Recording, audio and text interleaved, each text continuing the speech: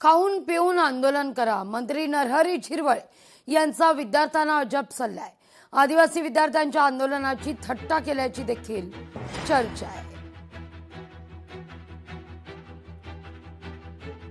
तुम्ही आंदोलन चालू ठेवा, जेवण करून आंदोलन चालू ठेवा. काय माझं म्हणणं असं माझी एकदम कळकळीची विनंती आहे. उपोषण म्हणजे त्यांनी जेवण करून बसावं, आंदोलन करावं. नरहरी झिरवळ मला असं वाटतं काय बोलावं या मंत्र्यांविषयी.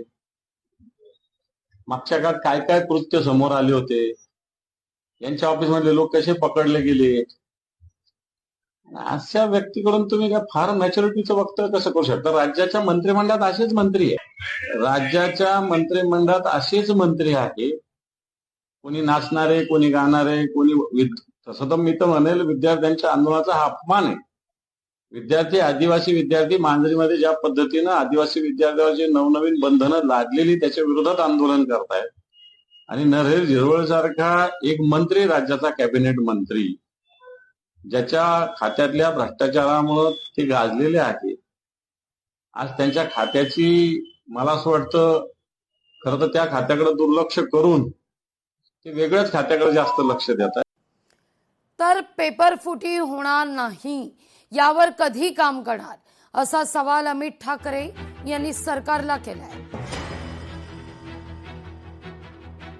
तर पेपर फुटी नाही होणार ह्याच्यावर आपण कधी काम करणार आहोत.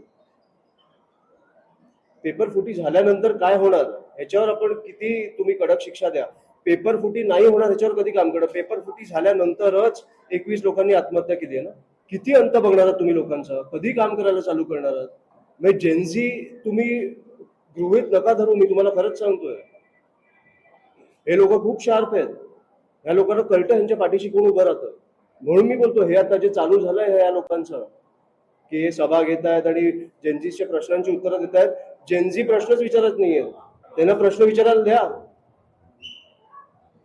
तुम्हाला बाहेरचा दरवाजा दाखवतील ते, त्यांच्याकडनं प्रश्न येऊ द्या. हे प्लॅन प्रश्न कधी करू नका त्यांच्याबरोबर. लोकशाही मराठी ऐका, पहा, जागरूक रहा.